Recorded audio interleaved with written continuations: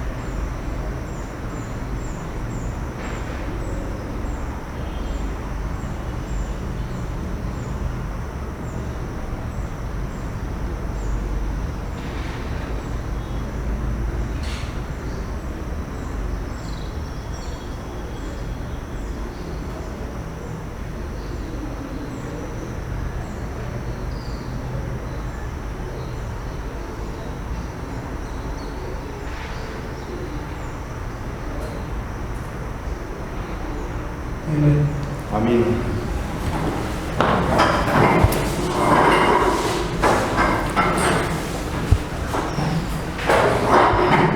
Okay, so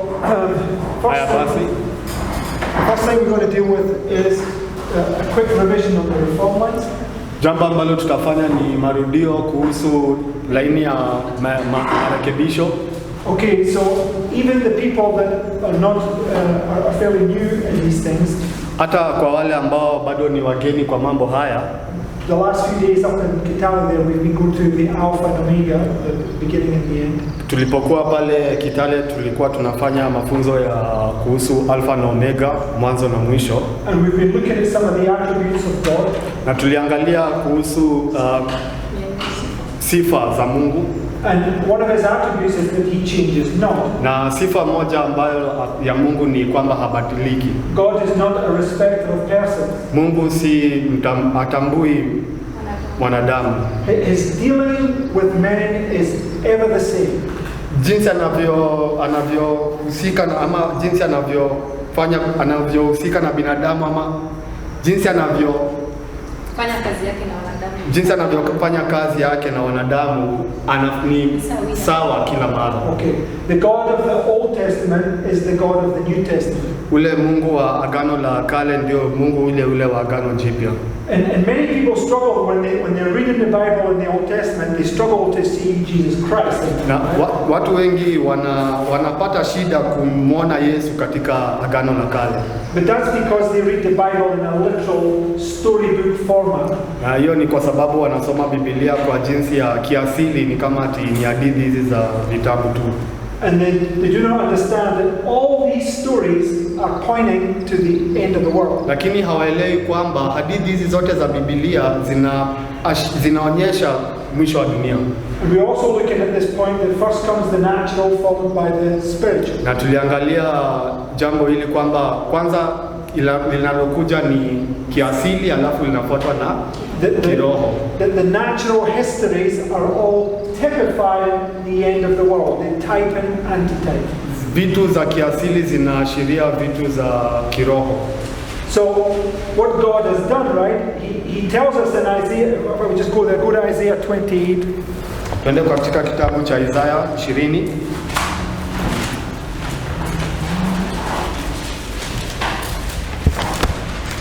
Isaya 20.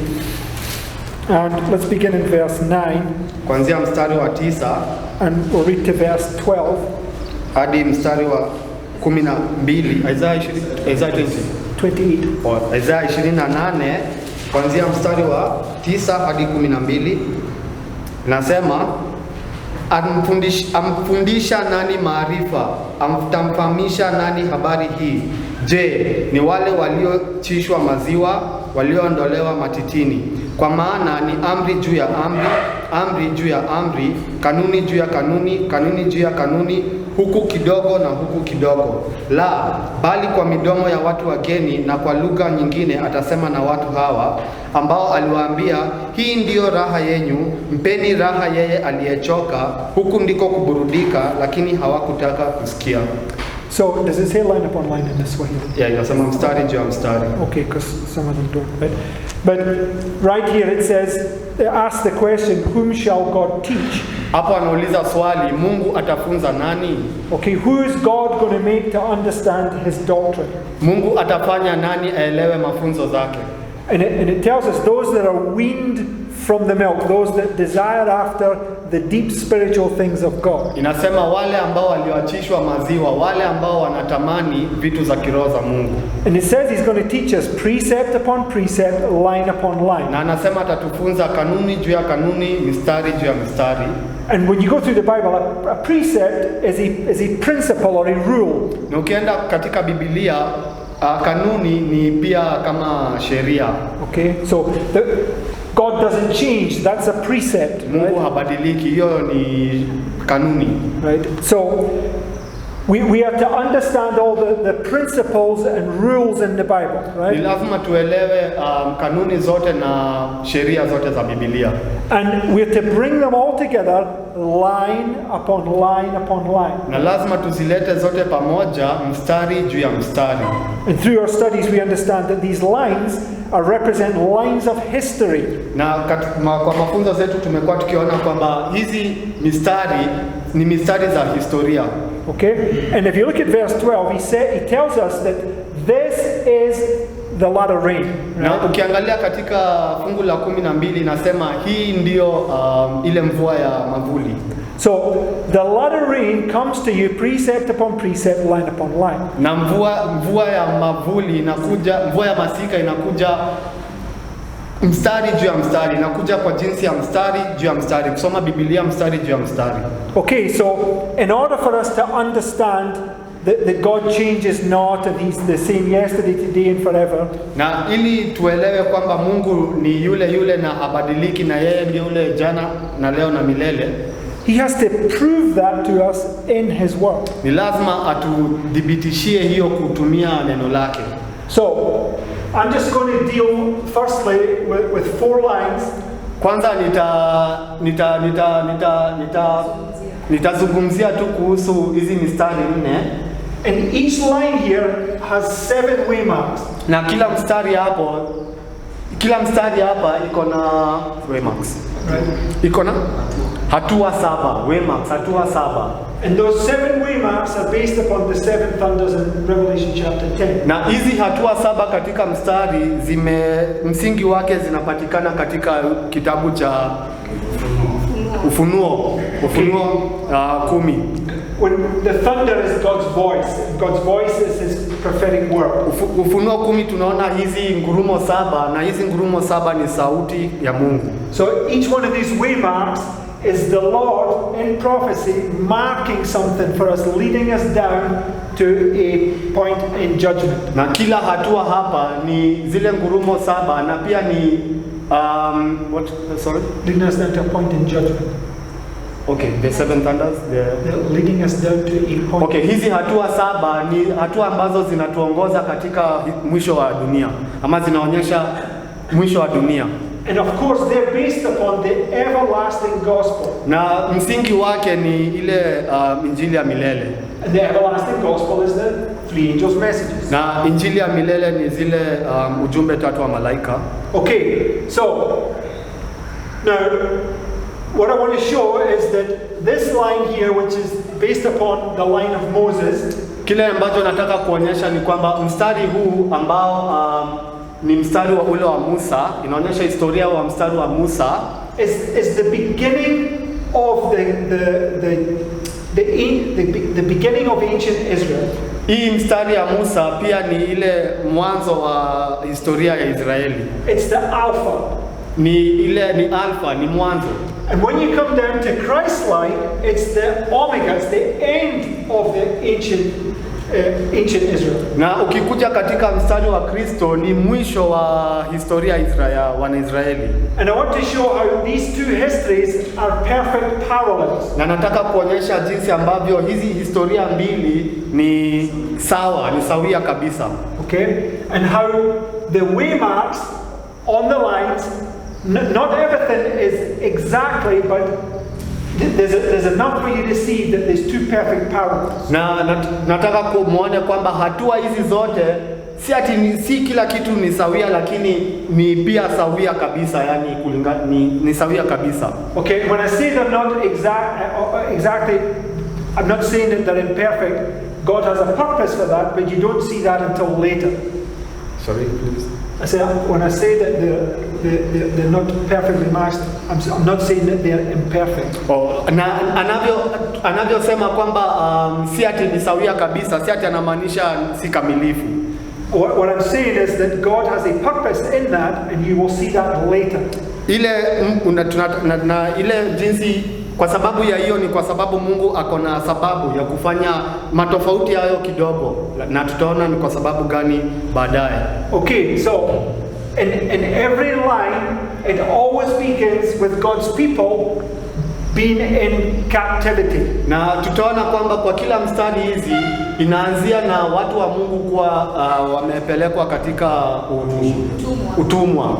Okay, and the captivity is because that they have forsaken God. They've gone into darkness. Na utumwa ni kwa sababu wamemsahau Mungu, wakaingia katika giza. So in Moses' time, where was ancient Israel? Katika wakati wa Musa, they were in captivity in Egypt, right? Katika wakati wa Musa walikuwa utumwa wapi? Walikuwa utumwa Misri. And the Lord promised that he would send a deliverer to free them from their bondage. Na Mungu aliahidi kwamba atatuma mkombozi ambaye atawatoa katika huko Misri. And that deliverer was a type of Christ, and it was Moses. Na huyo mkombozi alikuwa anaashiria Yesu ambaye katika historia ni Musa.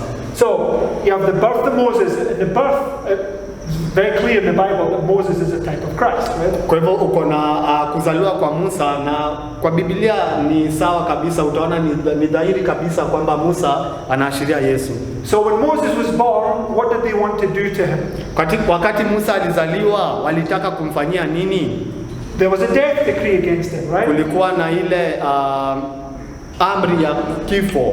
Okay. Katika wakati Musa alizaliwa. Okay, so you always have the time of the end marks the fulfillment of a prophecy. It marks the beginning of the reform line. Na tutaona kwamba wakati wa mwisho unaonyeshwa na kuzaliwa, it begins by of the reform line. Wakati wa mwisho ni pia mwanzo wa laini ya marekebisho. Now we call it a reform line because God's people need to be reformed. Tunaita laini ya marekebisho kwa sababu watu wa Mungu wanahitaji kurekebishwa. Why do you need to reform something? Kwa sababu gani urekebishe kitu? Swali. Because it's been deformed, right? Kwa sababu imeharibika. Okay? Right here, they're in captivity, they're in darkness. the Lord needs to lead them back to the truth, right? Wakiwa hapa wako katika utumwa, wako katika giza, kwa hivyo Mungu ni lazima awarudishe katika ukweli, katika mwangaza. So he sends them a deliverer with the birth of Moses. Kwa hivyo anatuma mkombozi katika ile kuzaliwa kwa Musa. The next thing that happens, there's always an increase of knowledge based upon prophecy. Na kitu ambayo inafuatia hiyo wakati wa mwisho ni ile kuongeza kwa maarifa. Okay? Now, was there a prophecy regarding the children of Israel? Kulikuwa na unabii, In Egypt. kulikuwa na unabii kuhusu Wanaisraeli wakiwa Misri. Yes, in Genesis 15, right? Hii ndio katika Mwanzo 15. So Abraham was told that his seed would go into captivity, and after 400 years that they would be delivered, right? Ibrahimu aliambiwa kwamba ile mbegu yake itaenda utumwa kule Misri na watakombolewa baada ya miaka 400. So all these reforms are all based upon prophecy. Kwa hivyo haya laini yote ya marekebisho msingi wake ni unabii. Because God is the God of prophecy. Kwa sababu Mungu ni Mungu wa unabii. Right? Without prophecy, you don't know God. It's as simple as that. Bila kujua unabii hujui Mungu. Ni wazi tu hivyo. And the Bible says that it's life eternal for us that we know God, right? Na Biblia inasema kwamba ni kifo ama mauti kumjua Mungu. So you'll see by going through this is how we know who God is. Tutaona kwamba tukiangalia zile laini za marekebisho pia tutakuwa tunajua Mungu ni nani. So the time of the end comes, sends a deliverer. There's always an increase in knowledge on the prophecy. Kwa hivyo wakati wa mwisho Mungu anatuma mkombozi na kuna kuongezeka kwa maarifa ya unabii ya kuonyesha unabii ambayo inahusika na historia hii, Which leads to the formalization of the message. ambayo inatuelekeza kwa formalization ambayo inatuelekeza kwa ule ujumbe kuwekewa msingi kwanza, ambayo ni hatua hii. Ujumbe inawekewa msingi. And in this case, Moses has now, I mean, there's a lot you could say about Moses, but he's been a shepherd for 40 years, and God is now ready to use him to give a message to his people. Na Musa amekuwa ni shepherd. Amekuwa ni mchungaji kwa miaka 40 na sasa Mungu ako tayari kumtumia kama mkombozi. And at the burning bush, God comes to Moses and he gives him instructions that he was to go to his people and give them a message. Right? Na kwa ile kichaka ambacho kilikuwa kinateketea, Mungu alimpa Musa ujumbe ambayo ya kuhusu kuokolewa kwa Wanaisraeli kutoka Misri. So Moses now obeys God and he's on his way, and what happens to him? Musa kwa hivyo sasa amemtii Mungu na ako katika njiani kwenda Misri, lakini nini inampata pale njiani? There's an angel came down from heaven, right? Kuna malaika anatoka juu mbinguni anamkuta. And that angel was Christ, the angel of the Lord. Na huyo malaika ni Kristo, ama ni sawa na Kristo, malaika wa Mungu. And what did he threaten to do to Moses? Na alitaka kufanyia Musa nini? He threatened to kill him. Alijataka kumuua Musa If he didn't obey the instructions that were laid out in the law. Alitaka kumuua Musa kwa sababu Musa bado hakuwa ametii kabisa zile sheria za Mungu. And what had Moses forgotten to do? Na ni jambo gani ambalo Musa alikuwa amesahau kufanya? He forgot to circumcise his son. Alisahau kumtahiri mwanawe. Because that law had been given to Abraham, right? Kwa sababu hiyo ndio ile sheria ambayo Ibrahimu alikuwa amepatiwa. And that had to be fulfilled on the 8th day. Na hiyo ni lazima ingetimizwa siku ya 8. Right? Kweli. It's all important, these little things, right? Hizi mambo zote ndogo ndogo ni muhimu sana kuelewa. Okay, so Moses circumcised his son and on he goes his way. Kwa hivyo Musa anatahiri kijana wake, alafu sasa anaelekea Misri. He then comes to the Israelites. Anapata sasa, anaenda anafikia Wanaisraeli. And he does the first miracle. Na anafanya miujiza ya kwanza. Where he shows them these two signs that the Lord had told him to show: the hand, the leprosy, and the casting down of the rod. Na anaonyesha Wanaisraeli zile ishara mbili ambayo ilikuwa ni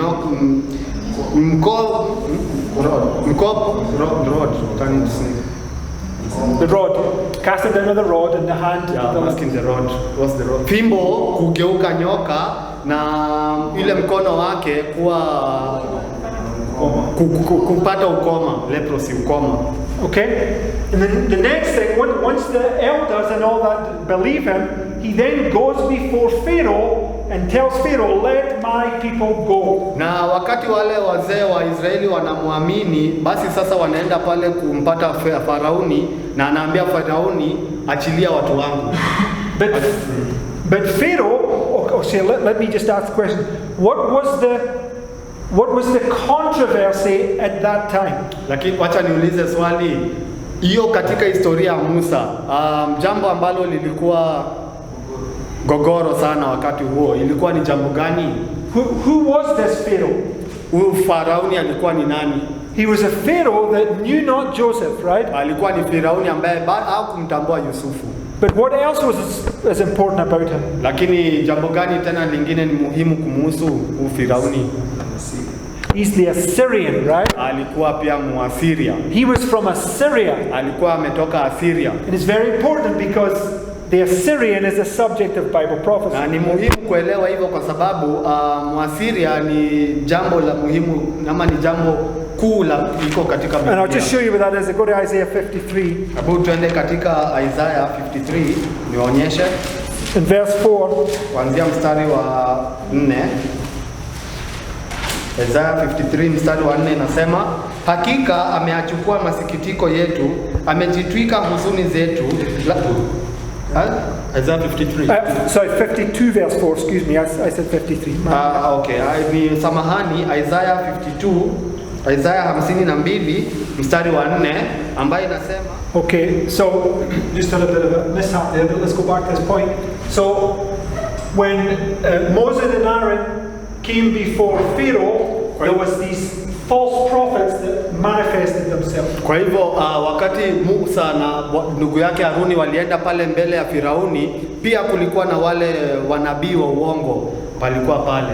It tells us in the New Testament Yanes and Yambres.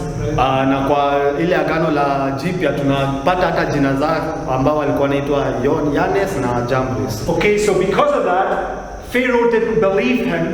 Na kwa sababu ya hivyo, kwa sababu ya wale manabii wa uongo, Firauni hakumwamini Musa. And he refused to let them go, and not only that, he put this extra burden upon them. Alikataa kuachilia Wanaisraeli na isitoshe pia akaongezea mateso, akaongezea kazi. So what was it Pharaoh was forcing them to do?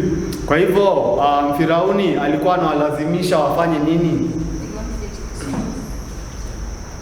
Let me know. Yes, he was forcing them to break the Sabbath. Kwa hivyo Firauni tunaona alikuwa anawalazimisha wavunje Sabato. So right here in history, you already have the Sabbath issue. Kwa hivyo pale, kwa hiyo historia tunaona tayari kuna ile mgogoro wa Sabato. Okay? So, what does the Lord do? Kwa hivyo Mungu atafanya nini hapo? He begins to plague Egypt, right? Anaanza kupatia Misri zile pigo 7, right? Zile pigo. And we know that those plagues are split into 2 parts. Na tunajua hizo pigo zimegawanyika mara mbili.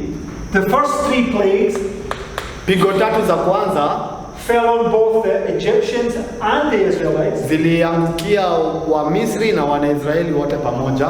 But when they got to the 3rd plague, lakini walipofika pigo lile la 3, it was marked that these false prophets right here, they could not counterfeit those plagues. Ilidhihirika kwamba wale manabii wa uongo ambao walifanya ile kazi yao hapa hawangeweza kuiga sasa kuanzia pale wa 3 kuendelea mbele. And the false prophets recognized that this was the power of God. Na wale manabii wa uongo hata wao wenyewe wakakiri kwamba hii ni power, hii ni nguvu ya uwezo wa Mungu. And they said this is the finger of God. Na wakasema hii ni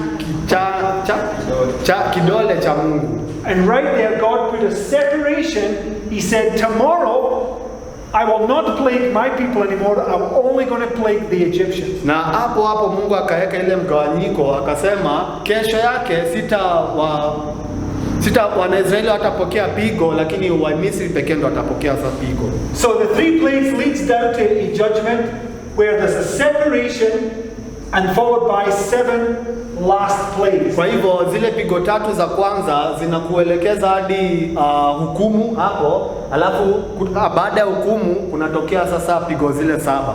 And the 10th plague was Passover. Na pigo la 10 ilikuwa pia ni wakati wa Pasaka.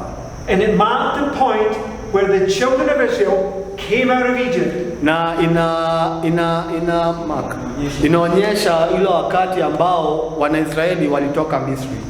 And it's marked in the Bible and by Sister White that this was the birth of a nation. Na inaonyesha kwa Biblia na hata kwa dada White anasema vizuri kwamba huo wakati wa Pasaka Wanaisraeli wakitoka Misri ilikuwa ni kuzaliwa kwa taifa. Ilikuwa ni taifa inazaliwa hapo. Okay.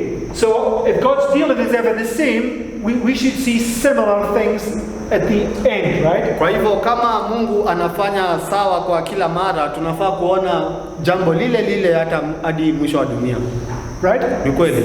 Okay. So when we come down to the time of Christ, was ancient Israel in captivity? Kwa hivyo sasa tukikuja wakati wa Kristo ama ile laini ya Kristo, wana Israeli walikuwa katika utumwa. Yes, they were under the bondage of Rome. Walikuwa katika utumwa wa Rumi. Right? So the parallel to that is that the Lord promised to send the Messiah, right? Na sawa na hiyo ni kwamba Mungu aliahidi kwamba atatuma Messiah. Masihi, atatuma Mesihi. Okay. Masihi. And the time of the end is marked by the birth of Christ, which was a sign for them. Na kwa hiyo laini, wakati wa mwisho wa hiyo laini inaonyeshwa na ile kuzaliwa kwa Yesu, ambao pia ilikuwa ni ishara. How should they have recognized that sign? Wangepaswa kujua aje hiyo ishara? By studying prophecy, right? Kusoma unabii. So explain that one for me. Hebu eleza hiyo vizuri. How would they have known this time right here, AD 27? Wangejua aje hii wakati huo wa AD 27? Oh, sorry, not 4 BC, excuse me. Oh, wakati wake wa kuzaliwa, samahani, wa 4 BC. The birth of Christ. How would they have understood kuzaliwa kwa Yesu? Wangeelewa aje ama wangepata aje?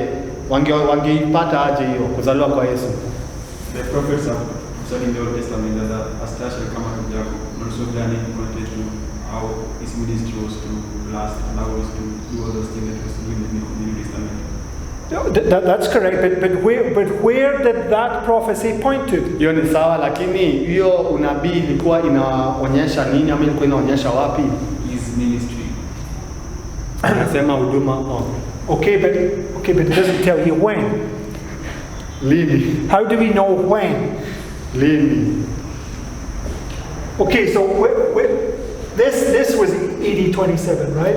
Hapo ni ule mwaka wa AD 27. How did they know that this, or how should they have known that this would happen? Wangejua aje kwamba hii batizo la Yesu ingefanyika hapo? Daniel 9, Kwa right? kusoma Danieli 9. The 70 weeks, right? Ile 70 weeks, ile wiki 70. So right here, this was the end of the 69th week, or the 483rd year. Kwa Right? hivyo huu mwaka wa 27 AD pia inaonyesha mwisho wa zile wiki 69 na pia zile miaka 483. When was a priest to begin his ministry? Priest. A priest. Kuhani.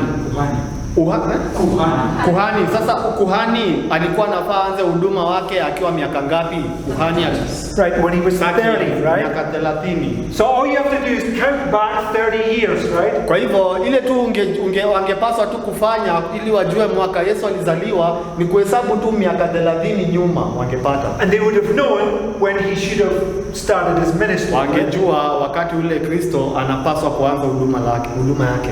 Right? Kweli? Okay. So this was a 30-year preparation, right? It takes us to BC. Kwa hivyo Yesu alitayarishwa kwa miaka 30 ambayo inaanzia pale mwaka wa 4 BC hadi mwaka 27 AD. So you have the type of Christ Kwa hivyo uko na mfano wa Yesu marked by his birth, inaonyeshwa pia kwa kuzaliwa kwake, and the antitype marked by his birth. na sasa antitype yeah? Sasa Yesu wa ukweli ambayo ni kuzaliwa kwa Yesu kwenyewe. What did they want to do to Christ at his birth? Walitaka kumfanyia nini Yesu wakati alizaliwa? They want to kill him, right? Walitaka kumuua. So you had a death decree against Moses, you had a death decree against Christ. Kwa hivyo uko na amri ya kifo kwa wakati wa Musa na pia uko na amri ya kifo wakati wa Yesu. Then there was an increase in knowledge on the prophecies. Na Right? kulikuwa na kuongezeka kwa maarifa ya unabii. Okay, you had the shepherds in the field. Ulikuwa na wachungaji pale kwa kiwanja. You had the wise men that came from the east. Ulikuwa pala na pia watu wenye hekima kutoka mashariki. And in Luke chapter 1 you had, what's his name? Simeon. That's Anna and Simeon. They both recognized that this was the child, right? Na katika Luka kwanza pia tunaona Ana mnabii na pia Simeon ambao walitambua kwamba Yesu ni Masia. So did the Jewish nation have any excuse for not recognizing this? Kwa hivyo ile taifa ya Wanahudi wangekuwa na sababu yoyote kumtambua Yesu hapa? Kumtambua Yesu ni Masia? Walikuwa na sababu yote kutomtambua Yesu ni Masia hapo? No. Hapana. God made sure the evidence is sure, right? Mungu alihakikisha kwamba ile evidence, ile thibitisho ni sahihi ama ni kweli kabisa. And in the book of Malachi, what did the Lord promise to do before his coming? Na katika kitabu cha Malaki, Mungu aliahidi atafanya nini kabla yeye kuja?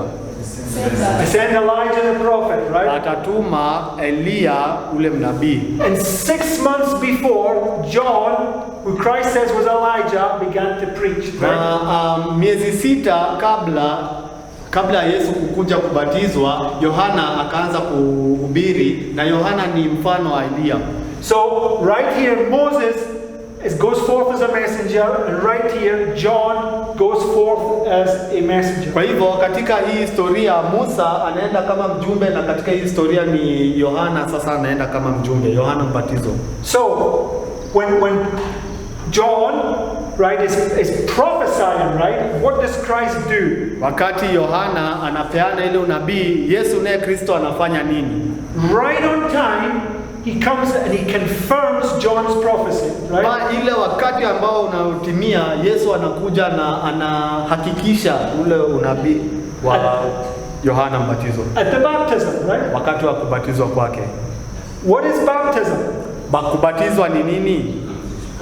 It's circumcision. Batizwa ni sawa na kutahiriwa. Old Testament, New Testament. Hii ni agano la kale, hii ni agano lile jipya. Okay, Moses is the symbol of the Old Testament, Christ is the symbol of the New, right? Musa ni ishara ya agano la kale, Yesu ni ishara ya agano jipya.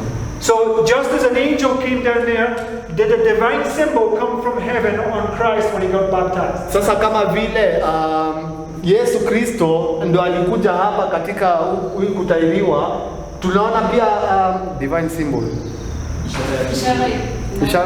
Ishara ambayo tunaona pia ishara ya kiungu ambayo inashuka pia wakati huu, kama vile ishara ya kiungu ulishuka wakati huu wa kutahiriwa kwa Musa. Who came down? The Holy Spirit came down. Ni nani alishuka pale chini? Ni ule Roho Mtakatifu, ni Roho Mtakatifu. Why did the Holy Spirit come down? Kwa nini ni Roho Mtakatifu alishuka? Because Christ was now in the human flesh, Kwa right? sababu Kristo alikuwa amewekwa ndani ya mwili wa binadamu. And he's now confirming that the Holy Spirit is his representative, right? Na anapeana hakikisho kwamba the Holy Spirit, It's Christ's representative. anapeana hakikisho kwamba Roho Mtakatifu ni anamwakilisha Yesu. Okay, so Christ, there's many things we could talk about this, but I'm not going to get into. Christ goes into the wilderness, he gets tempted, but then he comes to the marriage of Cana. Kuna mambo mingi tungesema. Yesu anaenda pale jangwani, anapata zile majaribu, lakini ile nataka tuone ni baadaye anajipata ameenda ile harusi ya Kana. What does he do at the marriage of Cana? Anafanya nini katika ile harusi ya Kana? Does his first miracle. Anafanya miujiza ya kwanza kama tulivyoona hapa juu. Okay, so the Lord wants us to see the parallel between these two things, right? Mungu anataka tuone ile usawia kati ya hizi laini mbili, hizi historia za laini mbili. Okay, so from here to here, Christ is preparing for 6 months. Kwa hivyo kutoka hapa hadi hapa Yesu anajitayarisha miezi 6. We're told that he begins his public ministry when he cleanses the temple for the first time. Na dada White anasema kwamba anaanza huduma mara ya kwanza, anaanza huduma pale alipo takaza hekalu mara ya kwanza. So cleanses the temple. 3 years later, he cleanses the temple the second Kwa time. hivyo anatakaza hekalu hapa, alafu miaka 3 baadaye anatakaza hekalu tena pale wakati wa Pasaka. So right here, you had the greatest evidence that this was the power of God, right? Kwa hivyo pale hapa wakati wa Musa ulipata ile the greatest, ulipata ile dhibati wa uhakika kwamba hiyo ilikuwa ni nguvu ya Mungu ama kwa uwezo wa Mungu. What was the greatest evidence in Christ's time? La, wakati wa Kristo ule dhibati ya idhibati kuu wakati wa Kristo ilikuwa ni ile tukio gani ama wakati alifanya nini? What was the greatest evidence that he was the Messiah?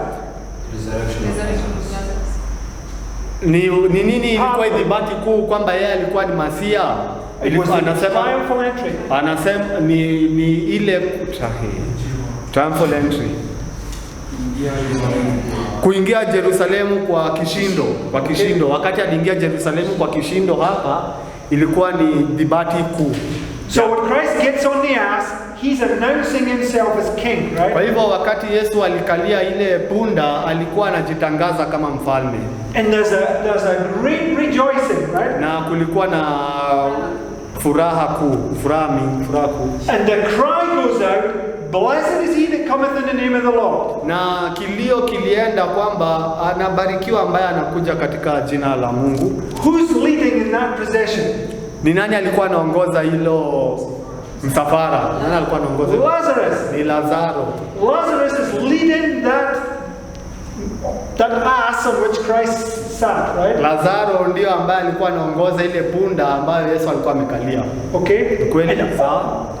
many people, of the hundreds and hundreds and hundreds of people that he healed, were all there as an evidence that he was the Messiah. Na watu wengi ambao aliwaponya walikuwa hapo katika hiyo msafara na walikuwa ni kama walikuwa ni dhibitisho kwamba yeye ni Masia. And he rode all the way till he cleansed the temple the second time. Na akaendesha ile punda hadi wakati alitakaza hekalu mara ya pili, hadi ile sherehe ya Pasaka. And when he cleansed that temple the second time, he says, your house is left unto you desolate. Na wakati alitakaza hekalu mara ya pili sasa pale akawaambia kwamba hii nyumba yenu imeachwa ukiwa, desolate. And what did they do? Na wakafanya nini? They put him on the cross, right? So akamweka msalabani. And he went to the cross on the Passover. Na alienda msalabani wakati wa Pasaka. Pasaka pia pale juu wakati wa Musa. God is teaching us line upon line. Mungu anatufunza mstari juu ya mstari. Alpha, Omega. Alpha, Omega, mwanzo mwisho. Okay? Becomes more evident later when you bring all these things together. Itakuwa sawa ama itakuwa wazi hapo baadaye wakati tutaleta hizi vitu zote sasa pamoja. But there's something else I want you to see, right? Lakini kuna jambo lingine ambalo nataka muone kwamba This line right here hiyo mstari hapo has a theme. iko na funzo. iko na funzo ya ndani. Now, if you think of Moses, what's the first thing that comes to your mind? Ukifikiria kuhusu Musa, ni nini jambo la kwanza inakuja mawazoni? The law. Sheria. When you go through this, right? Ukienda katika hiyo historia, what are the 7 last plagues for? Kwa nini walipata ama pigo la 7 ni kwa sababu gani? Those that break his law, right? Kwa wale wanavunja sheria yake. Right here, they was going to kill Christ, kill Moses because he had forgotten to circumcise his son. Na hapa Musa alikuwa karibu kuuliwa kwa sababu alikuwa alisahau kumtahiri mwanawe. Right? Kweli. This whole scenario here is all about God's precepts, his rules, his laws. Hii laini ama hiyo historia ya Musa ni kuhusu kanuni zake, kuhusu sheria yake. Right here, it's about the Sabbath. Hapo pale juu tunaona ni kwa mgogoro ulikuwa ni Sabato. 4th commandment, right? Ule amri ya 4. So the whole theme here is about the law of God and his precepts. Kwa hivyo dhana hapo ni kuhusu sheria ya Mungu na kuhusu kanuni zake. But when you come down to the line of Christ, it's a different theme. Lakini ukikuja katika historia ya Kristo, dhana sasa inakuwa tofauti. How did Christ teach? Yesu alifunza aje? Parables, right? Alifunza kutumia mafumbo. What is parables? Mafumbo ni? It's taking something natural and pointing it to something spiritual. Mafumbo ni kuchukua kitu ya kiasili na uache hii kitu ya kiasili kuonyeshe kitu ya kiroho. And every one of Christ's teachings was taken from here. Na mafunzo yote ya Yesu yalitolewa katika historia ya Musa. Right? Kweli. Christ took the Alpha and he unfolded it in the Omega. Yesu alichukua historia ya Alpha alafu akaidhihirisha na hii historia ya Omega. Right? Kweli. And just go to one verse, go to John chapter 5. Mlango wa 5, Yohana 5. And verses 46 and 47. Kuanzia mstari wa 46 hadi 47 inasema, kwa maana kama mngalimwamini Musa, mngeniamini mimi, kwa sababu yeye aliandika habari zangu. Lakini msipoyaamini maandiko yake, mtayaamini wapi maneno yangu? What's he doing right there? Kwa hivyo hapo anafanya nini? Paralleling Moses with himself, right? Anasawia Musa na yeye mwenyewe. He's saying Moses wrote about me. Anasema Musa aliandika kumuhusu yeye mwenyewe. And if you don't believe this, how on earth can you believe this? Na kama hutaamini hii, sasa utawezaje kuamini hii? Did Moses write about Christ? Musa aliandika kuhusu Yesu? Yes. Ndio.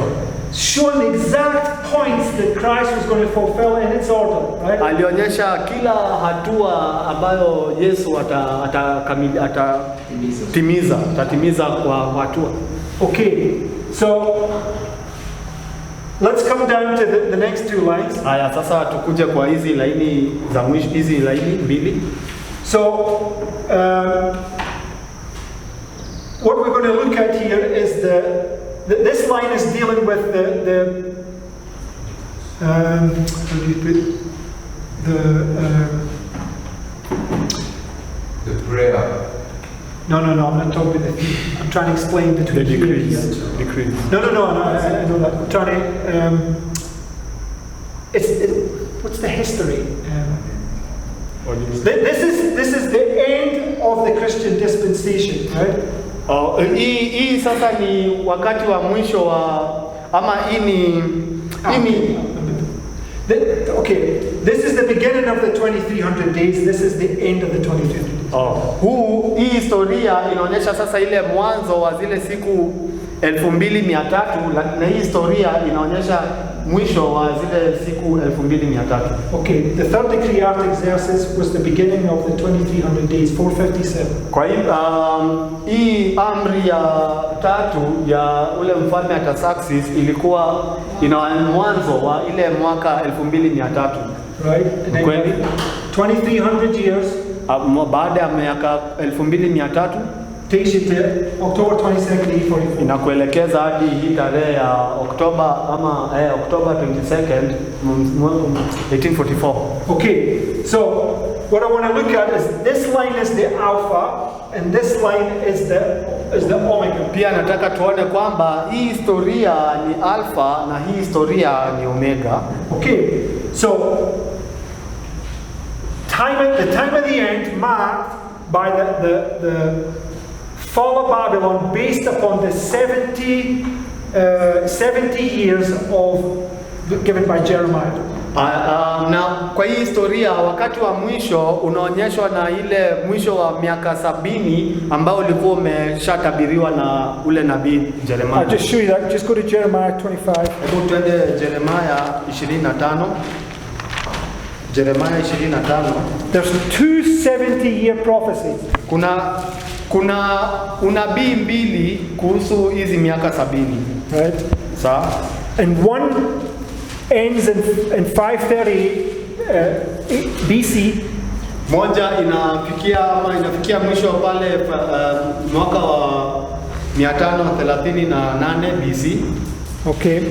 And the second one's in Jeremiah 29. We'll go there in a moment. Neno la pili ni ule wa 29. Neno la pili unapatikana katika Jeremiah 29. Right, and it finishes in 536 BC. Na hiyo pia inafikia mwisho wake mwaka wa 536. But go to Jeremiah 25 and verse 12. Haya, tuende Jeremiah 25 kuanzia mstari wa 12. Nasema, na itakuwa miaka hiyo 70 itakapotimia, nitamwadhibu mfalme wa Babeli na taifa lile, asema Bwana, kwa sababu ya uovu wao. Nayo nchi ya Wakaldayo pia nami nitaifanya kuwa ukiwa wa milele. So after 70 years that the Lord would punish Babylon, Kwa right? hivyo baada ya miaka 70 Mungu ataadhibu Babeli. It's written there, overthrow Babylon 538 BC. Imeandikwa hapa kwamba Babeli uliadhibiwa ama Babeli ufalme wa Babeli uliisha miaka 1000. So when that prophecy got fulfilled, it's marking the time of the end. Wakati huo nabii ulitimia, inaonyesha wakati wa mwisho wa historia hiyo. And who came and conquered Babylon, right? Na ni nani alikuja akaangusha Babeli? Cyrus. Ni ule mfalme Cyrus. And who is Cyrus? Na Cyrus ni nani? Anaashiria nani? Christ. Pia yeye ni mfano wa Kristo. Right? Ni sawa? Isaiah 44 and 45. Isaiah 44 na pia Isaiah 45. So Cyrus, the type of Christ, comes right there, and Babylon falls, right? Kwa hivyo Cyrus ambaye ni mfano wa Kristo anakuja wakati ule, alafu Babeli unaanguka. So this is the fall of literal Babylon. Kwa hivyo hii ni kuanguka kwa ile ya Babeli ya kiasili. Right? This is followed by an increase in knowledge. Alafu pia itafuatwa na kuongeza kwa maarifa. And it's based upon the prophecies given to Daniel. Alafu msingi wake ni inapatikana na ile unabii ambao ulipewa na Danieli. Because Daniel was understanding the book of Jeremiah and other books, right? Kwa sababu Danieli alikuwa anaelewa yale manabii ambayo yanapatikana katika kitabu ya Jeremiah na pia vitabu zingine. So just go to Jeremiah 29. Twende sasa Jeremiah 29. Verse 10, I think it is. Na mstari wa 10. Yes, verse 10. Mstari wa 10 unasema, maana Bwana asema hivi, Babeli utakapotimiziwa miaka 70, nitawajilia ninyi na kulitimiza neno langu jema kwenu, kwa kuwarudisha mahali hapa. So there's another 70 years here, but this is built based upon a time where they are set free from Babylon. Kwa hivyo tunaona wakati mwingine wa 70 ama wakati mwingine miaka 70 ambayo inatimia mwaka huu, lakini hii inaonyesha ile wakati wa ukombozi wao. So Cyrus, type of Christ, sets them free here, right, marking the first decree, right? Na Cyrus ambaye ni mfano wa Kristo anawaweka huru wakati ule, na anaweka huru kupitia ule amri ya kwanza, ile decree, first decree. Okay, so you have an increase in knowledge. Daniel, the prophet, is raised up as a messenger to give a message to Cyrus. Kwa hivyo uko na ile kuongezeka kwa maarifa, alafu Danieli hapa anakuwa ndio mjumbe ambaye anapelekea Cyrus hiyo ujumbe kwamba anafaa waache uhuru, waachilie uhuru. And Daniel, who understands the prophecies of Jeremiah, tells Cyrus and shows him in the prophecy what he's just done here and here, right? Na Cyrus ambaye anaelewa ile manabii Danieli samahani, ambaye anaelewa yale manabii ya Jeremiah, anaeleza Cyrus kuhusu kile ambacho kitatokea mwaka huu, kuanguka kwa Babeli, na mwaka huu yeye kuwaweka huru. And after 3 weeks there's a struggle, and Cyrus eventually agrees to let God's people go. Na baada ya wiki 3 kunatokea ile mgogoro, na Cyrus anatimiza anatimiza kile ambacho anapofaa kufanya. Okay. So next we mark the people are set free, and it marks the point where they've now laid the foundation of the rebuilding of the temple. Na hatua sasa ile nyingine ya baada ya hapo ni pale wameshaachiliwa, alafu wanaenda Israeli, wanaweka msingi wa kutengeneza hekalu. And when this foundation was laid, the enemies rose up against it and caused them to stop the work right here. Na wakati ule msingi ulikuwa unawekwa, maadui wa Israeli wakakuja na wakasababisha kazi ile kusimama. Okay.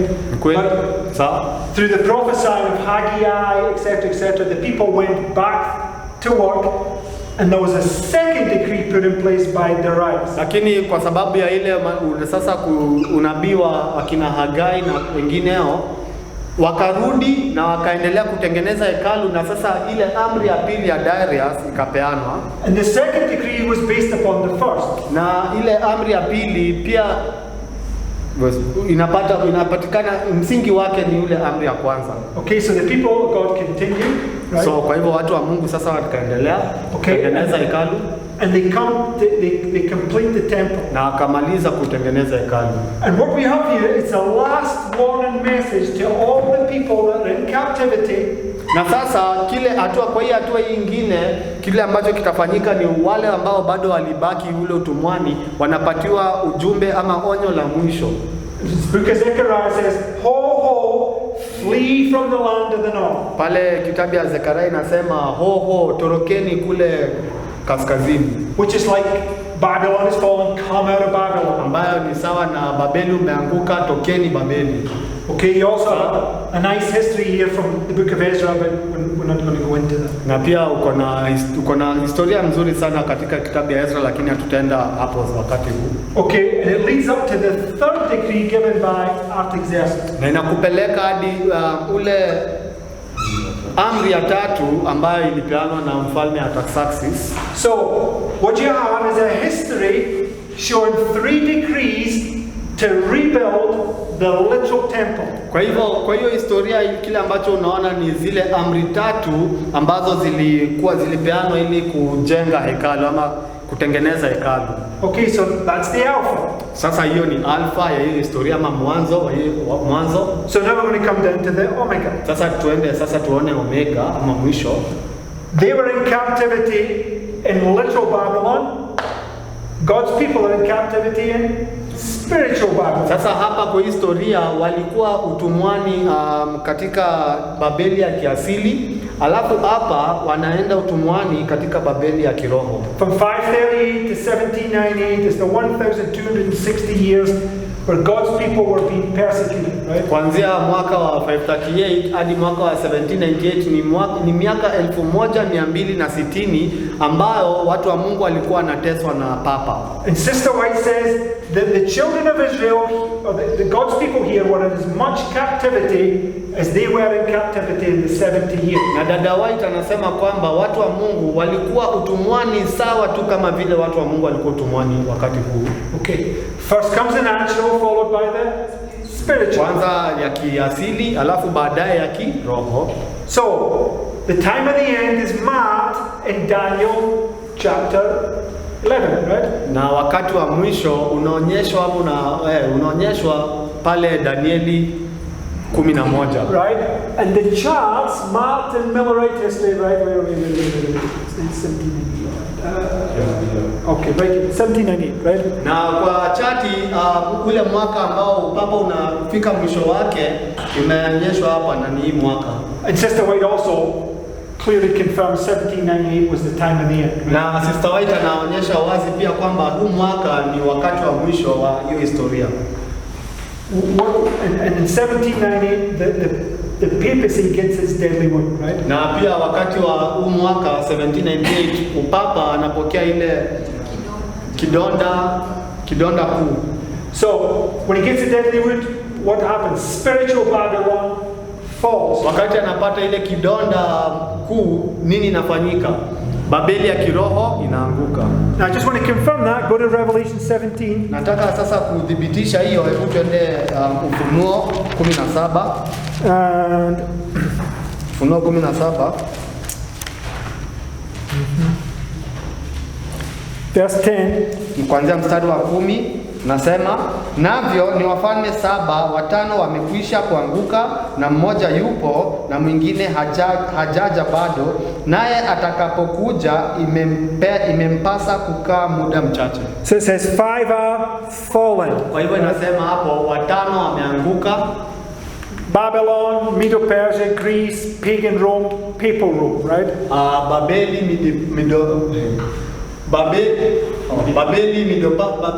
Uajemi na Uajemi, Uyunani na Rumi ya kishenzi na upapa hapa.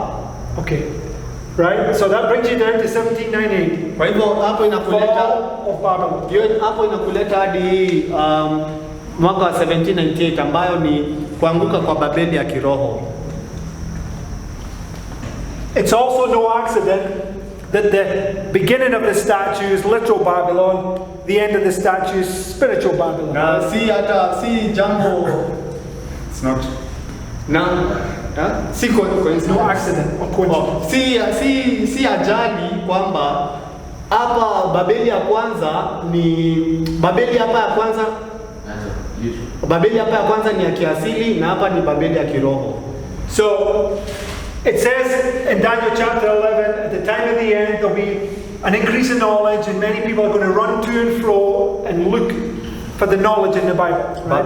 Inasema katika Biblia wakati huu wa mwisho kutakuwa na watu wengi ambao watakimbia huku na kule, kutakuwa na kuongezeka kwa maarifa na the book of Daniel Biansil. Yes, they were looking for prophecies. And the prophecy na kitabu ya Danieli itafunguliwa. Which prophecy was being fulfilled? Right? Ni unabii gani hasa ambayo ulifunguliwa wakati huu? The 2300, right? Ni unabii wa 2300. So the Daniel 8:14 was being unsealed right here, and this was a warning message pointing forward to the closed door. Right? Kwa hivyo ule kitabu cha Daniel 8:14 hapa ilipeanwa ama ilianza kutangazwa kutimika kwake, na hapa ndipo ambapo ilitimizwa. Right? So all these things, they're all pointing down to the judgment, right? Kwa hivyo haya mambo yote yanaonyesha tu wakati wa hukumu. So, okay, Sister White specifically takes this history and parallels it with this history, right? Dada White naye anachukua hasa hii historia na anaiweka sawa ama anaisawisha na historia wa Kristo. Okay? And she parallels Miller to John. Na anasawisha William Miller na Yohana Mbatizo. She also says William Miller was Elijah. Anasema William Miller pia ni Elia. So Miller is given the Elijah message, preparing the way for the coming of Christ. Kwa hivyo Miller anapatiwa ile ujumbe wa Elia ambayo inafaa kuwatayarisha watu wa Mungu kwa kuja kwa Yesu. And what happened here on August 11th, 1840? Na ni nini inafanyika hapa tarehe ya August 11, 1840? The angel of Revelation 10 comes down and confirms the prophecy that was given in this time period. Right? Yule malaika wa Ufunuo 10 anashuka hapa na anadhibitisha ile unabii ambao ulikuwa umepewa na William Miller. Okay, Revelation 9:15 was fulfilled to the very day, right? Ile Ufunuo 9:15 ilitimizwa to the very day. Ilitimizwa kabisa, yani ilitimizwa. Because John was predicting here the coming of Christ here, right? Kwa sababu Yohana alianza kutabiri kukuja kwa Yesu pale.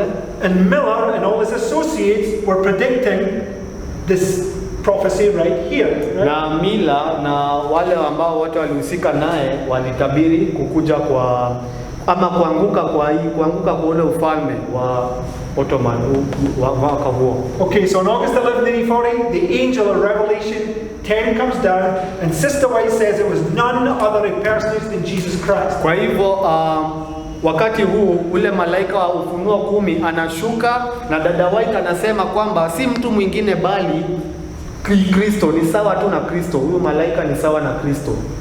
And right here, when Cyrus makes a decree, Christ comes to strengthen Gabriel, and she says it was none other personage than Jesus Christ. Na wakati Cyrus alitoa ule amri, kunatokea mgogoro, na ni ule malaika Michael ama ambaye ni sawa na Yesu ambaye alikuja hapa chini akasaidia, na Cyrus akapeana ile amri. Christ literally came here. Christ comes through the Holy Spirit here. Kwa hivyo hapa tunaona Kristo akishuka, na hapa pia Kristo anashuka kwa kupitia Roho Mtakatifu. Christ literally comes here. Christ comes through the Holy Spirit here. Kwa hivyo Yesu anakuja kiasili hapa, na hapa pia anakuja lakini kupitia Roho Mtakatifu. Right? Constantly repeating, showing us these repeating patterns. Right? Kila saa anarudia kutuonyesha mambo inajirudia. Now we come to where the foundation was laid. Haya, tunakuja sasa hapa ambapo msingi uliwekwa. This was the chart that all the Millerite preachers preached from. Chati hii ndio chati ambao wana Millerites walihubiri kutoka wakitumia chati hii. And we are told that this is the rock of ages. The rock of ages is Christ, the foundation. Na tunaambiwa kwamba chati hii pia ni kama jiwe la milele, ni kama jiwe la milele. And in 1842, when they published this chart, what happened? Na wakati mwaka wa 1842 wakati walitoa chati hii, nini ilifanyika? All the Protestant churches rose up and fought against it, and they shut their doors on the message. Makanisa za Protestanti zikaanza kuwafukuza ama zikaanza kukataa sasa hizi ujumbe, na zikafunga milango zao. Okay, it led them to the first temple cleansing, where there was this great disappointment. Ikatuelekeza hadi hii wakati wa first disappointment, wakati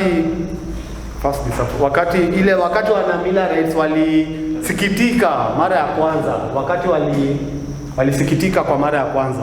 Okay, first temple cleansing was, or the first disappointment paralleled by the first temple cleansing, right? Haya, wakati walisikitika mara ya kwanza ni hekalu kusafishwa, ambayo ni sawa na wakati huu, wakati Yesu alisafisha hekalu mara ya kwanza. So it now comes, right, that you've got all these people fighting against the truth. So what's the Lord going to do? What did he do here? Kwa hivyo inafika hapa ambao unapata sasa ni watu wengi wanapinga ukweli, lakini nini litendeka hapa? He gives the greatest evidence, right? Tunaona hapo Yesu anapeana ile dhibitisho kuu. The midnight cry. Haya, kwa hii historia wakati wa usiku, kilio cha usiku wa manane. Okay, the midnight cry went across America like a windstorm, right, in 1844. Kilio cha usiku wa manane ulitangazwa kule Amerika na ikaenea sana kama like a tidal wave. Upepo mkali kule Amerika. With great power, right? Kaenda na nguvu mingi, kaenda na nguvu. And the people that gave it, they gave the living testament. Na wale watu ambao walipeana huo kilio cha usiku wa manane pia walikuwa living testament. Walipeana ushuhuda wa ukweli, na pia wenyewe walikuwa hiyo ushuhuda. And it led down to the second disappointment of Second Temple cleansing on October 22nd, 1844. Na ikatuelekeza hadi ile kusikitika kwa wana Millerites kwa mara ya pili mwaka huo October 22nd, 1844. She parallels October 22nd with the cross. Anasawisha October 22nd na kusulubiwa kwa Yesu. And she also parallels the midnight cry with the triumphal entry. Na pia anasawisha ile kilio cha usiku wa manane na ile kuingia kwa kishindo Yerusalemu. This was the history of the seven thunders. Haya, hapo sasa ni historia kabisa ya zile ngurumo saba. And it was also the history of the first, second and third angels' messages. Na pia ilikuwa hii historia ya Millerites hapa, hizi ngurumo saba pia ni ni historia ya malaika, ujumbe wa malaika wa kwanza na wa malaika wa pili. Watatu. So right here, the 3 decrees were typifying the 3 angels' messages. Kwa hivyo hapa zile amri tatu zilipeanwa na hawa wafalme zilikuwa zina mfano wa hizi ujumbe tatu wa malaika hizi. The building of the physical temple, Hii ilikuwa ni kutengenezwa kwa hekalu ya kiasili, building of the spiritual temple. na hii inaonyesha kutengenezwa kwa hekalu ya kiroho, Because it was 46 years from 1798 to 1844. kwa sababu hekalu ilitengenezwa kwa miaka 46 na kutoka 1798 hadi October 22, 1844 ni miaka 46. And we know the number 46 is linked to the building of the temple, right? Hii miaka 46 inahusishwa na kutengenezwa kwa hekalu. But the spiritual temple is us, right? Lakini hekalu ya kiroho ni sisi, And we have 46 chromosomes. na pia tuko na chromosomes 46. So all this is a plan of salvation. Chembe. Tuko na chromosomes ni chembe kwa Kiswahili. Tuko na chembe 46. So all these are an illustration of the plan of salvation, of how God is going to save us through the everlasting gospel. Kwa hivyo hii yote inatuonyesha tu ule mpango wa kuokolewa wa Mungu ambao, the plan of salvation Through the everlasting gospel. hii yote inaonyesha ule mpango wa kuokolewa kwa Mungu ambao ataifanya hivyo kupitia ile injili ya milele. So on October 22nd, 1844, time is no longer. Kwa hivyo kuanzia huu tarehe wa October 22nd, 1844, wakati ama kutabiri wakati unaisha. Every time prophecy in the Bible has been fulfilled. Kila wakati ama kila unabii ambao iko na wakati inafikia mwisho pale October 22nd. There's no more time setting. Hakuna tena kunabii ukitumia wakati. How did we say God is teaching us? Tulisema Mungu anatufunza aje? Line upon line. Mstari juu ya mstari. He's the Alpha and Omega. Yeye ndio mwanzo na mwisho. Right? And this was the truth given to us at the end of the world. Na hii ndio ukweli ambao ulipeanwa sisi mwisho wa dunia. So the Alpha is all the ancient histories, and they point down to the end of the world. Kwa hivyo alfa ni zile historia zote za kale, na hizo historia zote za kale zinaashiria historia mwisho wa dunia. So if we have to bring line upon line, what do we need to do? Kwa hivyo ndio ulete mstari juu ya mstari, unapaswa kufanya nini? Bring them all together, right? Unapaswa kuzileta zote pamoja. Now, another point, this line here, the line of Ezra. Haya, jambo lingine, hii laini ama hii historia ya Ezra had a theme. ilikuwa na dhana. And if you go through the theme right here, it begins with Daniel, and it's all about prayer. Na dhana kuu kwa hii historia ilikuwa ni dhana ya maombi. Everything that was achieved here was achieved by prayer. Kila kitu ambayo ilitimizwa hapa ilitimizwa kwa sababu ya maombi. But when you come down to the Millerite history, Lakini ukikuja kwa hii historia ya wana Millerite, the theme was the rules of interpretation. dhana sasa pale ni zile kanuni za kutafsiri Biblia. Because when Charles Fitch, Josiah Lynch, through William Miller's rules, predicted the fall of the Ottoman Empire. Kwa sababu wakati Josiah Leach kupitia zile kanuni ambazo alipata kwa William Miller alitabiri kuanguka kwa ufalme wa Ottoman, and it fell exactly on the day that he predicted. na huo ufalme wa Ottoman ukaanguka tu ile siku ambayo ile siku tu ambayo ilitabiriwa. The rules of interpretation that was given to Miller were confirmed. Zile kanuni za kutafsiri ambazo zilipatiwa William Miller zikathibitishwa hapo. So right here you have the rules how to study and understand Bible prophecy. Kwa hivyo dhana hapa sasa ni zile kanuni za kutafsiri Biblia. So you have the law, natural, spiritual, prayer,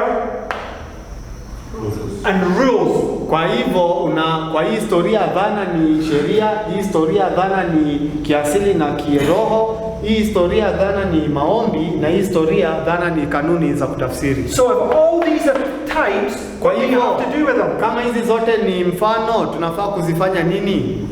You have to bring them all together, right? Kuzileta zote pamoja. And they're going to come down at the end of the world to the last rule or the theme that God gives us. Na itakuja hadi sasa pale mwisho wa dunia kwa kanuni ile ya mwisho ambayo Mungu ametupatia, That He's teaching us line upon line, kwamba anatufunza mstari juu ya mstari, and that He is the Alpha and Omega, the beginning and the end, the first and the na last. kwamba yeye ni Alfa na Omega, mwanzo na mwisho, wa kwanza na wa mwisho, Because there's no time. kwa sababu hakuna wakati. So it has to be based upon a repeat of past history. Kwa hivyo ili ujue vitu ambazo zitakuja, ni lazima ujue vitu ambazo zilitendeka hapo historia hapo awali. Waymarks, beginning with the time and the end, going to be fulfilled in their order. Right? Hatua kuanzia pale wakati wa mwisho zote zitatimizwa kwa utaratibu wake. So how do we come to here? Because there's a starting point. Kwa hivyo tulifikia aje hapa? Tulifikia aje kujua hii ndio wakati wa mwisho? We've got no time. How do we get to here? Hatufai kutabiri kutumia wakati. Kwa hivyo tunajuaje huo ni wakati wa mwisho? Because of Daniel 11:40 right here, Kwa right? sababu ya Danieli 11:40 ilitimia wakati huu. Because Daniel 11:40, the first part was fulfilled in 1790, but it wasn't completed. Kwa sababu pale Danieli 11:40 ziko sehemu mbili, na sehemu ya kwanza ilitimia mwaka huu wa 1798. So students of prophecy that understood all these things, Kwa hivyo wanabii wanafunzi wa unabii ambao walielewa mambo yote haya should have been watching for this sign. wangepaswa kuwa wanangoja hii ishara.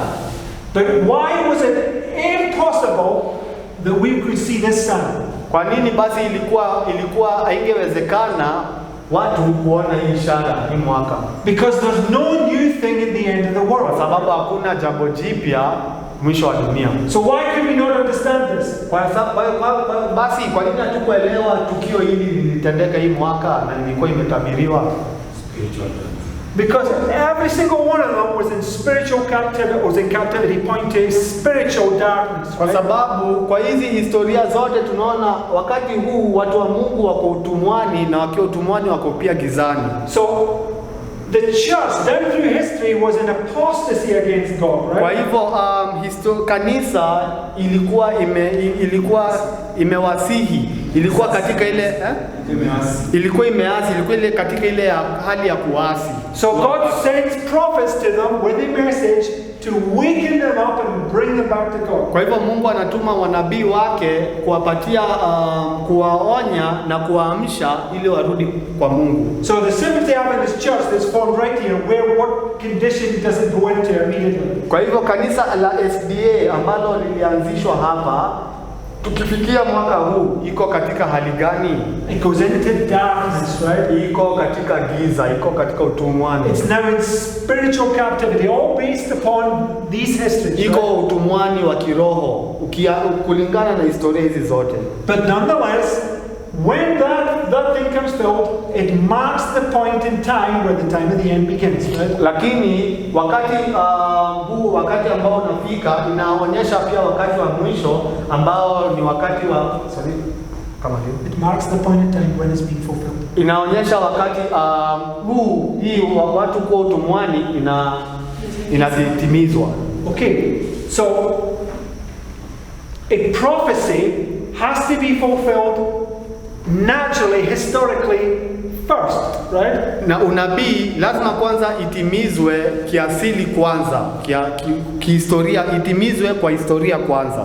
And there's no more time, right? Na hakuna tena kutabiri kutumia wakati. But all those prophecies are going to be fulfilled again at the end of the world, but not based upon time. Na maunabii hizo zote zitatimizwa pia wakati wa mwisho, lakini haitatimizwa ukitumia ama ukitabiri ukitumia wakati. They're just symbols, right? Lazima utatabiriwa tu ukitumia ishara. But now, Daniel 11:40 has been fulfilled the first time. It's now pointing forward to its perfect fulfillment. Lakini sasa hapa tunapata Danieli 11:40 inatimizwa kwa mara ya kwanza na inaonyesha wakati itatimizwa wakati mwisho wa duniani.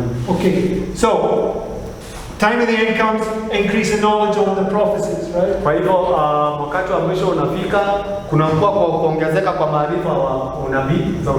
And in 1996, Time of the End magazine is released based upon Daniel 11:40-45. Na mwaka huu wa 1996 ile magazini ya Time of the End inachapishwa, na hii magazini wa Time of the End msingi wake ni Danieli 11:40. Okay? Kweli? So, the next thing that happens is that history gets confirmed that it's being repeated, right? Na kile tukio ambacho kinatendeka hapo sasa baadaye ni kwamba inathibitishwa kwamba historia inajirudia. Because right here, Islam got restrained. Kwa sababu hapa ile nguvu ya Islam ilishikiliwa. Okay, and right here, Islam gets restrained when it brings down those two towers. Na hapa pia tunaona Islam ama nguvu ya Islam inashikiliwa wakati zile magorofa mbili zilianguka. And I want us to understand 9/11 here is just a type. It's a little foretaste of what's coming in all these big cities. Na nataka muelewe kwamba hiyo tukio ya 9/11 ni tu mfano ama ni tu kionjo ya zile vitu ambazo zitakuja kutendeka kwa miji mikuu. Don't believe all those conspiracy theories. Msiamini governments bringing down the towers and all that nonsense, right? Msiamini zile vitu ama maongo ambazo tunasikia huko nje ati ni serikali ambazo zilifanya hizo ghorofa mbili zikaanguka. God brought down those towers and there was not one stone left upon another. Ni Mungu mwenyewe ndio alifanya hizo ghorofa zikaanguka na hakuna jiwe ilibaki juu ya jiwe. Nobody can explain how a huge structure turned to dust as it was falling. Completely, steel, brick, everything turned completely to dust. Hakuna mtu ambaye anaweza eleza ni aje ama itawezekanaje ati ghorofa imejengwa na mawe, imejengwa na machuma na iporomoke yote hadi chini. Iporomoke yote hadi chini hadi ikuwe vumbi. Typifying the destruction of Jerusalem. More we could say about that, but we don't have time. Na hiyo tukio ilikuwa imepeana kama mfano pale.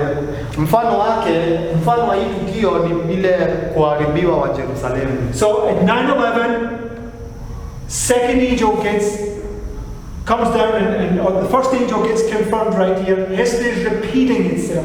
Na pale hiyo tukio la 9/11 malaika ule wa kwanza anadhibitishwa na kitu ambacho kinadhibitishwa ni kwamba historia inajirudia. Okay. Sawa? Next remark. Foundation is laid. Tukiwa hatua hiyo ya wengine ni kwamba msingi unawekwa. These two charts after 1844 disappeared out of sight for many years. Na chati hizi mbili pale baada ya mwaka 1844 ilipotea kwa muda mrefu sana katika kanisa la SDA. And they were rediscovered in 2007. Na chati hizi mbili zikachipuka tena ama zikaanza kutumika tena mwaka huu wa 2007. Because we begin to understand that history is repeating itself and we have to understand what happened in Millerite history. Kwa sababu ni lazima tuelewe kwamba historia inajirudia na historia ya Millerite ndio inajirudia kwetu. Why must we understand predominantly this history? Kwa nini ni lazima tuelewe hii historia ya Millerite sana? Because this is the beginning of Adventism. And this is coming to the end. Kwa sababu hii ni ule mwanzo wa Adventista na hii inaashiria mwisho wa Adventista. So based upon all those principles, if this was the beginning, what's going to happen at the end? Kwa hivyo ukitumia hizo kanuni zote kama hii inaashiria mwanzo, nini itafanyika pale mwisho? That history is going to repeat itself. Hii historia ya Millerite lazima itajirudia. Based upon the seven thunders. Na msingi wake ni hizi gurumo 7. Three angels' messages. Pia zile ujumbe wa malaika 3, parable of the 10 virgins. mile mafumbo ya wale bikira 10, It led to a closed door, right? na ikafikia ama ikatuelekeza hadi kufungwa kwa mlango huu mwaka. Okay, so hence we have our line right here. Haya, sasa basi tuko na historia yetu hapa ambayo ni laini yetu sasa. Okay, it brought us to 2014 and what must happen there based upon past history. Na ikatuleta hadi mwaka wa 2014, na kulingana na hizi historia zote, nini ilifanyika hapo 2014? There must be a separation, Ni right? lazima hekalu itahama, ni lazima kutakuwa na mgawanyiko. Temple was cleansed, 2 classes were Kwa separated. sababu hapa hekalu litakazwa na kukatokea makundi mawili. Okay? Millerite history is repeated, right? Historia ya Millerite inajirudia. Okay, tarrying time begins. Hapo wakati ule wa kungoja unaanza. And we are right here. Na kwa sasa hivi tuko hapa ndio tuko kwa historia. Next thing to be given is the last warning message for this movement. Na tukio ama hatua hiyo itafuata ni onyo ya mwisho ambalo litapeanwa katika hii movement. Because right here is the final test, and those that fail the final test, the door will close, they will lose their salvation, it is over. Kwa sababu hapa ni ile jaribio la mwisho, na wale ambao wataanguka hili jaribio la mwisho, mlango utafungwa kwao na wapoteze ile wokovu wao. Now, when I say that, I'm talking about the people that are accountable in this movement, right? Na nikisema hivyo, ninasema nama ninaongelea kuhusu wale ambao wanawajibika sana sana, na wale ambao wanaelewa mambo haya, ambao ni watu wa kwa hii movement. There are many people in this movement that have been here for many years and they are accountable. Kuna watu wengi sana wamekuwa kwa hii movement kwa miaka mingi, na hao ndio watawajibika kwa hii historia. But there are other people that have just come in the last few weeks, last few months. They're not going to get held accountable there, but they will still be accountable for the life that they've been given. Lakini kuna watu wengine wageni wameanza kujua hizi mambo juzi na hao sasa watawajibika baadaye, yani watawajibika baadaye, lakini haimaanishi hawapasi kuanza kujua mambo haya kulingana na mwangaza ambao wamepewa.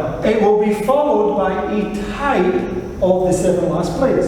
Na sasa itafuata The 7th Sunday also. itafuatwa na ile sheria ya Jumapili ambayo itakuwa sheria ya Jumapili ya kwanza. Okay. So right here in every one of these histories, the Lord raised up a messenger. Kwa Right? hivyo kwa hizi historia zote tunaona kwa hii hatua kwa Mungu alileta mjumbe wake kwa hii hatua. God says, I change not, Na right? Mungu anasema habadiliki. Right here, he raised up a messenger. Kwa hivyo hapa Mungu analeta mjumbe fulani, analeta mjumbe wake. And it leads down to the final test. Na inakuleta ama inakuelekeza hadi pale kwa jaribio la mwisho. Okay. So, what I want us to see now is that we take this and we bring it down right here. Na ile kitu nataka muone ni kwamba kwa ile tunachukua hii historia, na hii historia ndio sawa na hii historia ni hii. And this now becomes the time of the end For the church. for the church. Na hii sasa ama hii mwaka wa 2014 sasa inakuwa ndio wakati wa mwisho wa kanisa. Because right here, God is raising up a messenger to take to the church. Kwa sababu kipindi hiki ama wakati huu ni wakati ambao Mungu anainua ama analeta mjumbe ambaye atapeleka onyo la mwisho kanisa la SDA. To prepare them for this Sunday of Christ. Ili awatayarishe kwa ile jaribio la Jumapili. Once the last call goes out here, the door closes. Alafu onyo la mwisho linapeanwa hapa, alafu mlango unafungwa kwa kanisa wa SDA hapa. You take this, put it here. Alafu sasa unachukua tena hiyo kipindi ni sawa na hii kipindi. Now we have the time of the end for the world. Alafu sasa hii kipindi ni ya dunia na hii la historia ni ya dunia, na huu hapa inaonyesha wakati wa mwisho wa dunia. Because right here, when this final test is done in the church, he now has a holy people from his church to send and give the last warning message to a dying world. Kwa sababu wakati jaribio linakuja katika kanisa na watu kanisa la SDA wanajaribiwa, Mungu anapata sasa watu ambao wako tayari kwenda duniani kupatiana ujumbe wa mwisho huko duniani, onyo la mwisho duniani. Leads down to the close of human probation, the last plagues of poured out. Ambao sasa itakuelekeza hadi mwisho wa ama itakuelekeza close of probation, kufungwa kwa mlango wa rehema, ambao baadaye sasa inafuatwa zile pigo saba. So it's teaching us at the end of the world you have three groups. Kwa hivyo natufunza wakati wa mwisho wa dunia kutakuwa na kundi tatu la watu. Movement, the church and the world. Itaanza na movement, alafu iende kanisa la SDA, alafu iende kwa dunia. You have to see that in history, right? Lazima uone hiyo katika historia. Christ, wakati wa Kristo, he raises up a messenger, right? Alileta mjumbe. Kulikuwa na mjumbe to the church, right? Na huyo mjumbe alikuwa anapeana ujumbe, alikuwa mjumbe kwa kanisa. Did the leaders heed the message that John gave them? Na wale viongozi walisikiza ama walisikiza ile ujumbe ya Yohana. So what did he do? Kwa hivyo walifanya nini? He raised up a movement. Kwa hivyo akaachana na hao viongozi wa kanisa na akainua ama akaanzisha movement hiyo wakati. And the leaders hated them, right? Na viongozi wa kanisa hiyo wakati walikuwa wanachukia hiyo movement. And then he tested that movement, right? Alafu hiyo wakati hiyo movement ikapitia jaribio. He had the separation of Judas from the 11 disciples. Na ukatokea mgawanyiko kati ya Judas na wale wanafunzi 11. Sister White says Judas is the foolish virgins, right? Na dada White anasema kwamba Judas ni mfano wa wale bikira bikira watano washenzi. And it's not about numbers, right? It's a symbol. Judas is the majority. Na kwa sababu Judas alikuwa mmoja, imaanishi ati wale wengi ni wale ambao watapotea. Okay? So he tests his movement, then the movement went to where? Anajaribu ile movement, alafu hiyo movement inaenda wapi baadaye? On the day of Pentecost, who did they preach to? Katika ile siku ya Pentekosti, wanafunzi wale 12 walihubiria nani? To the church. No. It was to the Jews. Walihubiria Wayahudi, walihubiria kanisa. They were Jews from all over the world. Walienda kwanza kwa Wayahudi wote ulimwenguni. Right? And there was 3,000 converted in one day. Right? Na watu 3,000 walikuwa wanabadilika siku moja. And then when Stephen was stoned, where did the message go to? Alafu wakati Stefano aliuliwa, sasa injili ikaenda wapi? Says, lo, we came to you first, but you are not worthy of the message, for lo, we go to the Gentiles. Inasema Biblia, tulikuja kwenyu kwanza lakini mkakataa ujumbe, na sasa tumewaacha, tumeenda kwa watu wa kimataifa. So you have all the DNA right there, right? Kwa hivyo uko na messenger preaches to the church. Kwa hivyo uko na DNA pale kwamba kuna kwanza mjumbe ambaye anapeleka ujumbe kanisani. So messenger preaches to the church. Yeah. Does the church hear the message? Kanisa inasikia ujumbe? No, inakataa. the message. Kanisa inakataa ujumbe, inachukia hata hiyo ujumbe. Because they're in darkness. Kwa sababu wako gizani. Right? So he raises up a movement. Kwa hivyo kwa sababu kanisa inakataa, anainua movement, anaanzisha movement. Movement's got to be tested. Separation of the wheat and tares. Lakini hii movement lazima ijaribiwe kwanza na watu watawagawanyike, wale wheat and tares. Ngano na magugu, kugawanyika ngano na magugu. Movement then goes to the church. Na sasa movement inaenda kwa kanisa.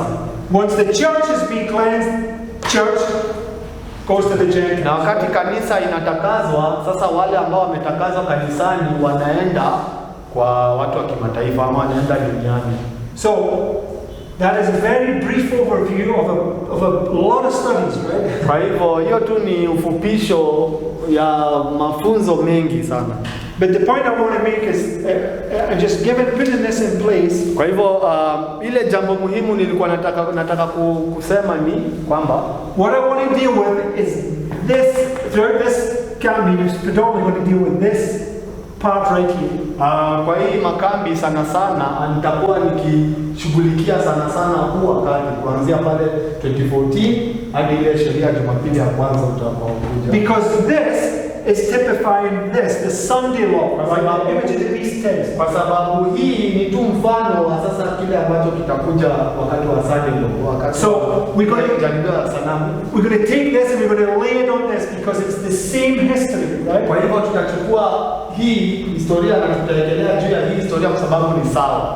And we're going to talk much about the midnight cry. We're going to bring so many witnesses right here to show you what's going to happen. Tutaongea kwa undani kabisa kuhusu hii tukio ambayo inakuja ambalo ni ile kilio cha usiku wa manane ambayo so many witnesses to show. Na tutaonyesha tutapeana ushuhuda mingi za huu wakati. Kwa hiyo wakati tunaangalia sasa. Okay, that's what we're going to do. That's why we'll later this, just so your minds are taken to what we are going to study this week. Na ndio maana tunafanya hii yote ili tuweke ile msingi ya kile ambacho tutafanya wiki hii mzima. Amen. Sawa? Amen. Okay, let's close with a word of prayer. Kwa hivyo tufunge kwa maombi.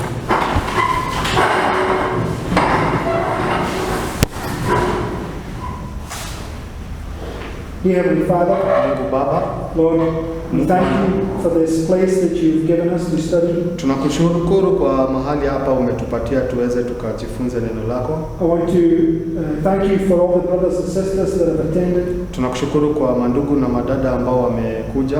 And also for prayer for safe passage for those that are still traveling. Na tunaombea uweze ukawapatia safari njema wale ambao wanakuja bado. Lord, I want to pray for your protection. Tunaomba uweze ukatulinde. I want to pray for the spirit of prayer. Tunaomba ukatupe ile roho ya kuomba. And I want us to realize that the devil is always on the ground. Na tunaweza pia tufanye tujue tugundue kwamba shetani kila saa yumo huku. And I want you, Lord, to impress this upon us to be mindful, to be watchful always unto prayer. Na uweze ukafanya tukue makini na tuombe kila wakati. Please give us a blessed night's rest. Tupatie usiku njema, tupumzike. And awaken us, Lord, to a spirit of prayer. Na tusaidie tuamshe tukiwa na ile roho ya kuomba. To a spirit of consecration. Na ile roho ya kujitenga. And a hunger for your word. Na ile njaa ya neno lako. And we ask all this in the name of Jesus. Na tunaomba hii yote katika jina la Yesu. Amen. Amina.